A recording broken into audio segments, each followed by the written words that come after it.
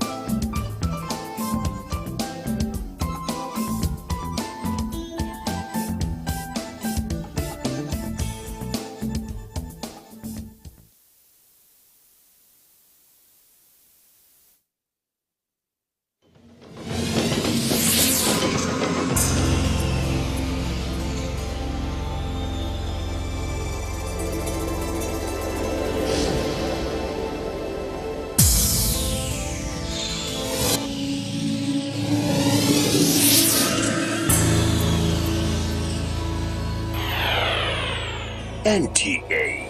You can't beat.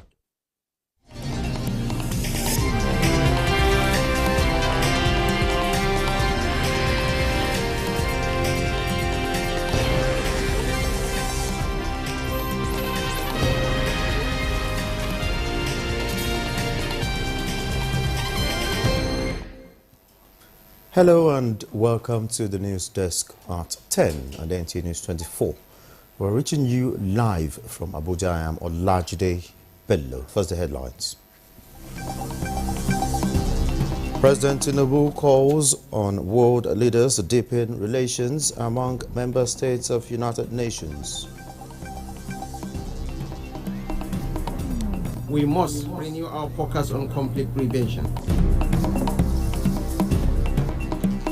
Nigeria solicits support of Finland in its pursuit of a permanent seat at the United Nations Security Council.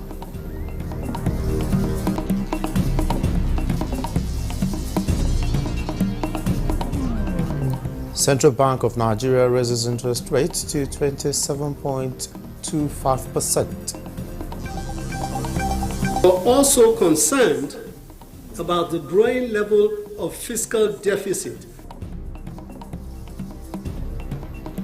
President Tinubu approves revision of consolidated public service salary structure.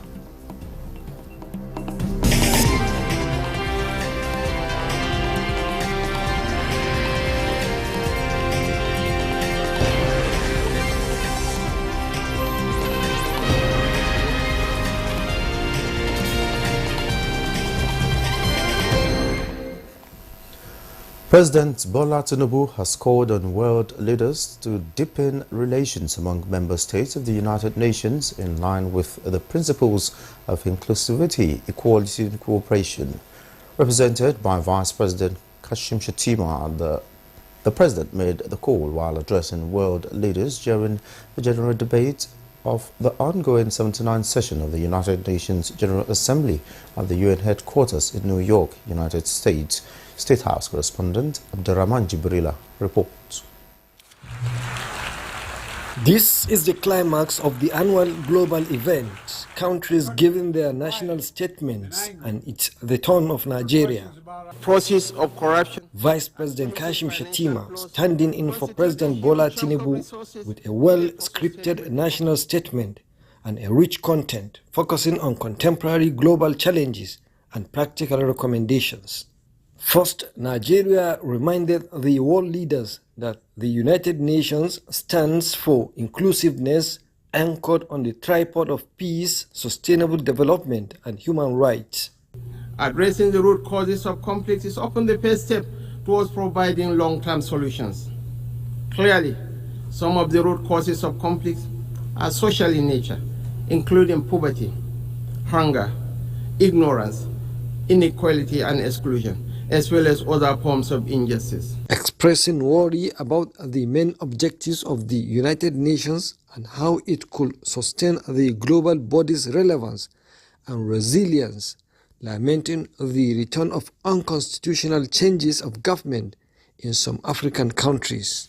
Conflict resolution is the main reason why the UN exists, but the task of prevention becomes all the more difficult when conflict becomes normalized, when even the condemnation of violence and civilian casualties and calls for a ceasefire are somehow regarded as controversial. As we emphasize at the Abuja high-level ministerial meeting, we must renew our focus on conflict prevention. Calling for reforms in the international financial architecture and a transparent multilateral trading system, hoping the adoption of the Pact for the Future will change the narrative, asking the UN to prioritize debt forgiveness for Nigeria and other developing countries from creditors and multilateral financial institutions. Climate change is a driver of insecurity, which also poses a veritable challenge to sustainable development. A few weeks ago, large areas of my country were inundated by seasonal flood waters, including one of our largest cities, Maiduguri in the northeast. Other parts of Nigeria also experienced similar tragedies, occasioning the loss of lives and property. We need not remind ourselves to remain faithful to the implementation of the commitments that we all gave voluntarily at the various COP meetings. Failure to do so is merely to postpone the inevitable. No country is immune from the effects of climate change. Other world leaders at the session made statements aimed at addressing global concerns. I stand before you in these whirlwinds, convinced of two overriding truths. First, the state of our world is unsustainable. We can't go on like these. And second, the challenges we face are solvable. But that requires us to make sure the mechanisms of international problem solving actually solve problems. It is time to invest more in building trust and practicing dialogue. Constant dialogue is a powerful weapon for all governments have in their hands. Today, the United States and Vietnam are partners and friends, and it's proof that even from the horrors of war, there's a way forward. Things can get better. The Nigeria's statement insisted on bold reforms in the United Nations Security Council with a view to giving Nigeria and other African countries permanent seats at the council. From New York, Abraham Jibrila, NTA News. Nigeria has solicited the support of Finland in its pursuit of a permanent seat at the United Nations Security Council. State House correspondent Abdurrahman Jibrila reports that Vice President Kashim Shettima at a meeting the President of the Republic of Finland, Alexander Stubb, on the sidelines of the ongoing 79th session of the United Nations General Assembly in New York, said the support has become necessary given Finland's role as a European and NATO member and considering the role Nigeria has played over the years in entrenching democratic values and peaceful cohesion. Nigeria has already indicated interest in the UN's Secretary Council seat, following calls for reforms and expansion of the Council by some UN member countries. President Stubb of Finland expressed total support for the expansion and reconstruction of the UN Security Council, saying the dynamics of the modern world demand such change. In a related development at the meeting between Vice President Shettima and African Union Chairperson Musa Faki Mohammed, Vice President Kashim Shettima stressed the need for consolidation of democracy as well as peaceful collaborations. The Vice President indicated Nigeria's interest in hosting the African Central Bank, maintaining that Africa has come of age to host one of AU chairperson. Thanked Nigeria for its role in stabilizing Africa, adding that the AU will continue to ensure that African stability and peace remain a priority. And Nigeria's First Lady, Oluremi Tinubu, has called on stakeholders across the globe to develop innovative approaches to fight both tuberculosis and antimicrobial resistance AMR in a strategic and integrated manner that targets prevention of new infections. She was speaking in New York at an event organized by the Stop TB Partnership on the margins of the 79th United Nations General Assembly. State House correspondent Adeni Itaiwo reports. As the global and national Stop TB champion, Nigeria's First Lady Oluremi Tinubu is expected to lend a voice and resources to the campaign in order to stop the spread of tuberculosis around the world. She is here on that duty as the Stop TB Partnership rallies stakeholders in New York in a renewed bid to break the resistance of the scourge. Her keynote address acknowledges that tuberculosis, with its drug-resistant nature, is a tough nut, which she ever believes is not beyond the will and resources of the world to crack. We have the tools, the knowledge, and the expertise to end TB and AMR by 2030. Addressing TB and AMR together is not just the smart way, it is the best and only way. Our methods must include improving awareness, education on the dangers of drug-resistant TB, and promoting the appropriate use of antibiotics. We must also prioritize research in order to develop new tools, treatments, and new vaccines that can outpace the evolving threat of AMR. In Nigeria, where the intervention of a pet project, the Need Hope initiative, has led to the procurement of 25 TB molecular diagnostics machines and reagents that can conduct over 15,000 tests, the race to change the tuberculosis narrative ahead of 2030 is on. I'm also informed that this support has motivated the manufacturers and global distributors, together with their partners in Nigeria, to donate an additional 50 TB lamps to aid the country in the fight against tuberculosis. In addition, First Ladies of various states in Nigeria, who double as Stop TB champions, and I will be embarking on a nationwide TB advocacy to accelerate improved diagnosis and prompt treatment. To fully move the needle on tuberculosis and AMR, the Executive Director, Stop TB Partnership, Lucica Ditio, harped on the need for strong collaboration, noting that the battle cannot be won in isolation. What is clear from the submission of Nigeria's First Lady and that of other speakers is that a multi-sectorial approach involving a lot of research and advocacy is required to achieve the objective of ending tuberculosis by 2030.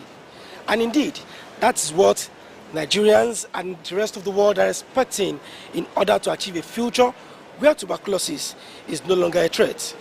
From New York, Adeni Itaiwu, NTA News. And again, how to further close the gender gap in Africa, paving way for policies and programs that protect and empower women, dominate discussions as members of the Organization of African First Ladies for Development, OFLAD, praise its We Are Equal campaign on the sidelines of the 79th August session in New York. State House correspondent Adeni Itaiwu reports that Nigeria's First Lady, Oluremi Tinubu, attended the session with the theme Amplifying Change Through Collaboration. The meeting, which seeks to build solidarity among the First Ladies and development partners, takes stock of the ground already covered with their We Are Equal campaign in the area of girl-child education, gender-based violence, health and women empowerment on the continent, ending with a 10-point call for action. Highlights of the call for action include making decisions through gender lens, elimination of gender-based violence, removal of persistent barriers to girl education, and increased investment in essential public goods and system in recognition of the successful and impactful launch of the campaign in Nigeria. The First Lady received an award of appreciation from the organization.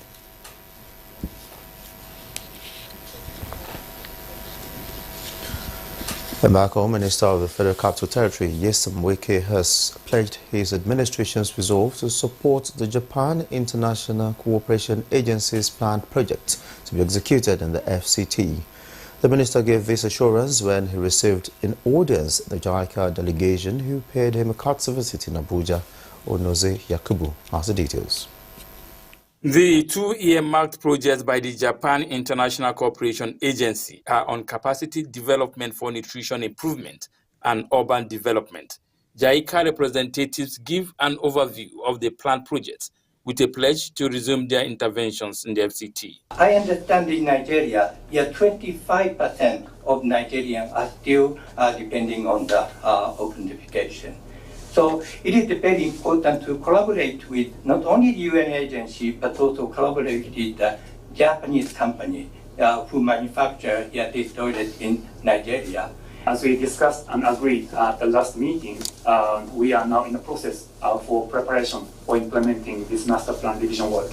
FCT Minister Nyesom Wike assures the visiting delegation of his administration readiness to provide support with a plan to improve on the 2025 budgetary allocations on nutrition and urban development to achieve the desired results. For the 2025 budget, we'll try as much as we can to see whether we can improve on our budgeting system for that, but with transparency to really know how the monies are being spent. Nutrition is very key for health, very key for education, and also very key for agriculture. So if we could add more, it will go a long way in improving the standard of these three major sectors. It will be recalled that the Japan International Cooperation Agency has been working in collaboration with the FCT administration towards ending open defecation and providing other intervention projects in the nation's capital. Onoze Yakubu, NTA News. You're watching the news at 10 on NTA News 24. More reports when we return.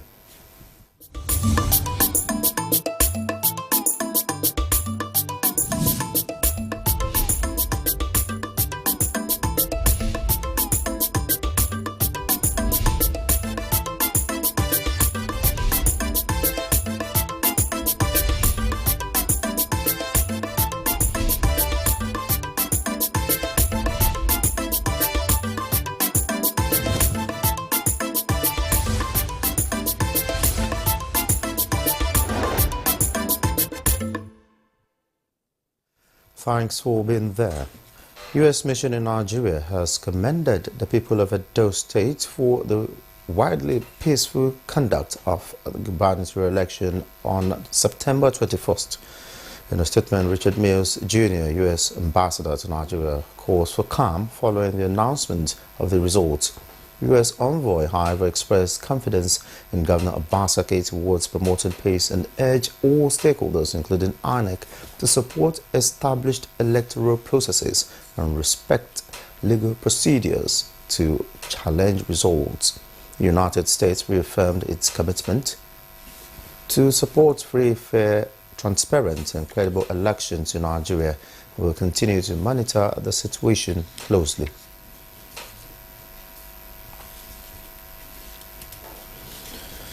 On to the Red Chambers, the senators resumed plenary after 2 months of recess to return to legislative business. Among the requests from the President for the confirmation of appointees, including the Acting Chief Justice of Nigeria, Justice Kudirat Kekereekun. National Assembly correspondent Lami Ali reports.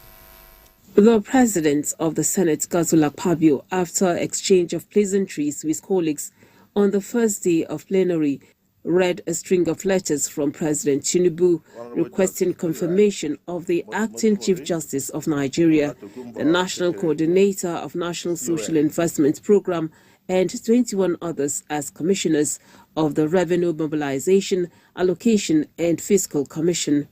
Also transmitted for parliamentary approval is an additional 2024 supplementary budget of the Federal Capital Territory to improve human capital and infrastructure. The President, however, notified the Senate of his decision to withhold assent to the bill that seeks to increase the retirement age for some categories of staff of the National Assembly and legislative houses across the country from 60 to 65. Upon thorough examination and careful consideration, I have decided to withhold my assent to the bill. This decision is made in accordance with the powers vested in me by the Constitution of the Federal Republic of Nigeria. While welcoming legislators from recess, Akpabio urged them to inspire hope in the hearts of Nigerians by reminding citizens that their dreams are valid and aspirations achievable. I implore each and every one of you to continue to reflect upon the weight of the responsibilities that we bear as legislators in the current situation. We are indeed the voice of the people, entrusted with a sacred mandate to advocate for their rights and elevate their living standards. The challenges we face may seem formidable, yet we are also poised to confront them with unwavering candor and relentless determination, and together we shall succeed. The former chief whip of the Senate, Senator Ojiuzo Kalu, also commends the federal government for various interventions, urging that more should be done to cushion current economic hardship.